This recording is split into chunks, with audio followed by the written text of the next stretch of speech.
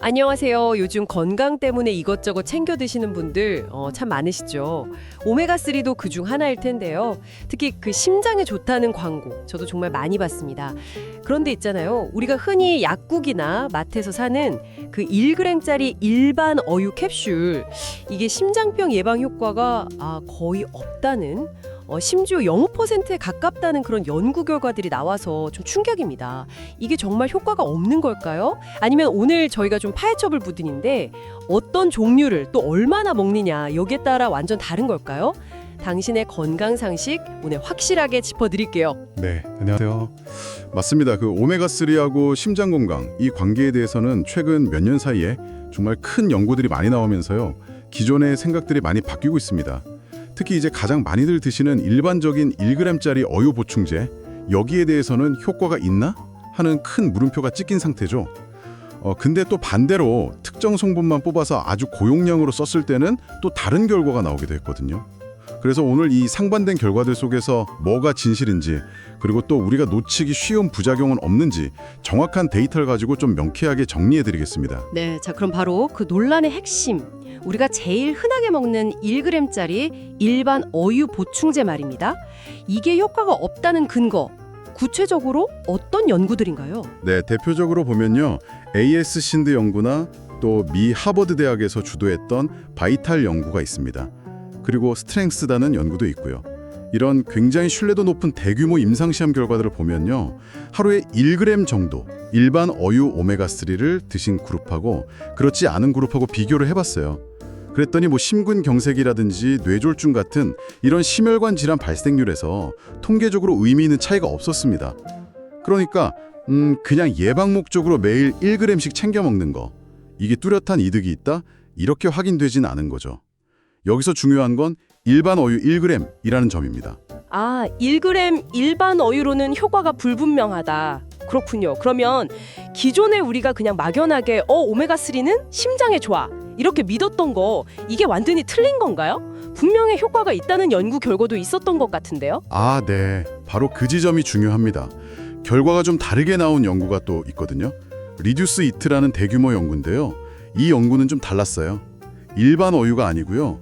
고순도 EPA라고 하는 특정 성분만 딱 정제를 했습니다. 그리고 용량도 하루에 무려 4g, 굉장히 고용량을 투여했죠. 그랬더니 가짜 약을 먹은 그룹하고 비교했을 때 심혈관 질환 발생 위험이 약 25% 정도 낮아지는 효과를 보였습니다. 와, 4g이요? 그럼 1g짜리랑은 비교가 안 되네요. 그러니까 그냥 흔한 어유 캡슐 1g이랑은 완전 다른 얘기고, EPA라는 특정 성분을 그것도 아주 많이 4g이나 먹었을 때 효과가 나타났다, 이 말씀이시죠? 이게 단순히 양의 차이일까요? 아니면 그 EPA라는 성분 자체가 뭔가 좀 특별한 건가요? 네요, 좋은 질문이십니다. 글쎄요, 아마도 두 가지 요인이 다 작용했을 가능성이 큽니다. 그러니까 EPA라는 성분 자체가 가진 어떤 고유한 효과, 염증을 줄인다든지 혈관을 보호한다든지 하는 그런 효과가 있을 수 있고요.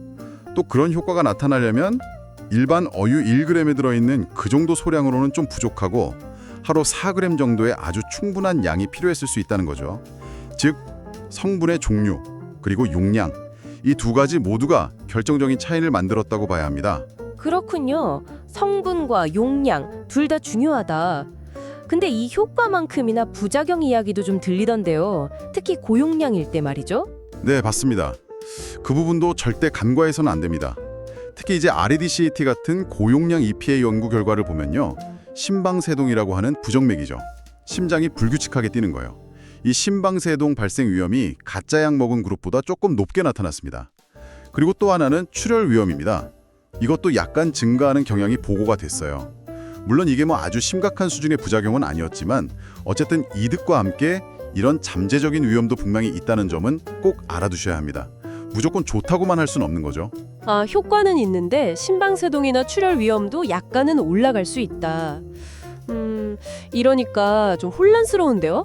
실제로 주변 얘기 들어보면 어떤 분은 나 오메가3 먹고 고지혈증 수치 좋아졌어 하시고, 또 어떤 분은 난 몇 달 먹었는데 전혀 모르겠더라, 이렇게 말씀하시거든요. 이런 개인적인 경험 차이는 어떻게 봐야 할까요? 네, 물론 그럴 수 있습니다. 사람마다 원래 가지고 있는 건강 상태나 평소 식단, 또 운동 얼마나 하시는지 이런 생활 방식이 다 다르잖아요. 그러니까 당연히 체감 효과는 다를 수 있습니다. 그게 먼저죠. 하지만 우리가 정말 주목해야 할 것은요. 아까 말씀드린 ASCEND, 바이탈, 리듀스 잇 같은 수만 명을 대상으로 한 객관적인 대규모 연구 결과입니다. 그냥 주변에 한두 사람 경험담보다는 이런 과학적인 근거에 기반해서 판단하는 것이 훨씬 중요하다고 말씀드리고 싶네요. 결국은 대규모 연구 데이터를 봐야 한다. 알겠습니다. 그럼 교수님, 심장 건강을 위해서 이 오메가3 보충제에 막연히 기대기보다는 우리가 먼저 뭘 해야 할까요? 가장 확실하고 제일 중요한 건 역시 건강한 생활 습관입니다. 이게 기본 중에 기본이죠. 그러니까 일주일에 한두 번 이상 고등어나 꽁치, 삼치 같은 등푸른 생선을 직접 드시는 게 좋고요.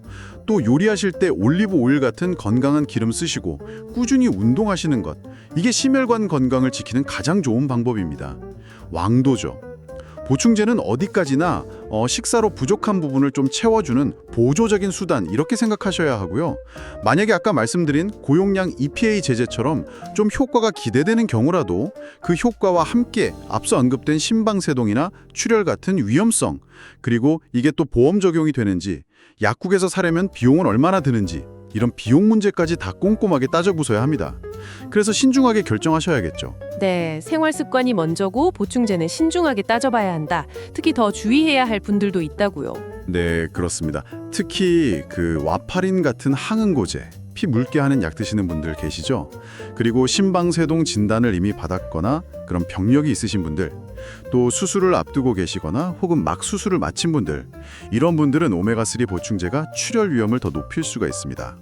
그래서 이런 분들은 복용하시기 전에 반드시 주치의 선생님하고 먼저 상의를 하셔야 합니다. 아, 그렇군요. 항응고제 복용자, 심방세동 환자, 수술 전후 환자분들은 특히 더 조심해야겠네요.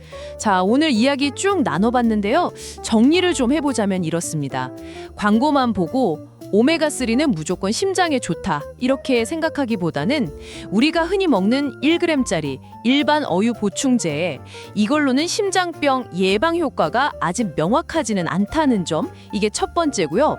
반면에 고용량의 특정 EPA 성분은 효과를 보인 연구가 있지만 동시에 심방세동이나 출혈 같은 부작용 위험도 함께 고려해야 한다는 점, 그리고 무엇보다 가장 중요한 것은 보충제가 아니라 건강한 식습관과 꾸준한 운동이라는 점, 이 점을 꼭 기억해 주시면 좋겠습니다.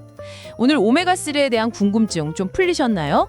혹시 직접 오메가3를 드시면서 경험했던 이야기나 아니면 더 궁금하신 점이 있다면 아래 댓글로 편하게 남겨주세요. 같이 이야기 나누면 더 좋을 것 같습니다. 다음 시간에는 또 많은 분들이 정말 궁금해하시는 주제죠. 먹는 콜라겐, 과연 피부주름 개선에 효과가 있을까?